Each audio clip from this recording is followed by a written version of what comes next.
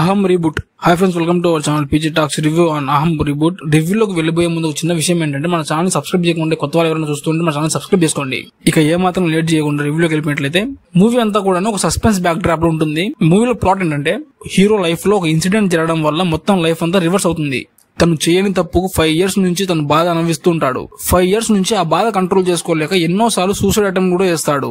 ఆ బాధ నుంచి బయటికి రావడానికి సూసైడ్ కాకుండా ఎన్నో తప్పులు కూడా చేసి ఉంటాడు హీరో, ఆ బాధని మర్చిపోవడానికి. అలాంటి పరిస్థితుల్లో ఉన్న తనకి ఒక్క ఫోన్ కాల్ మొత్తం లైఫ్ ని మార్చేస్తుంది. ఏంటి ఆ ఫోన్ కాల్? ఆ ఫోన్ కాల్ ఎవరు చేసి ఉంటారు?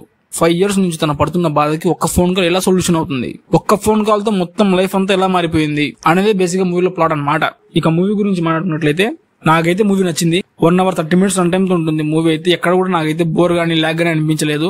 మూవీ చూసేటప్పుడు మూవీ స్లోగా వెళ్తుందనే ఫీలింగ్ అయితే రాదు. చాలా ఫాస్ట్ గా మూవీ ముందుకు వెళ్తూ ఉంటుంది. After long gap hero Sumanth గారికి బెస్ట్ 1 man షో అని చెప్పాలి.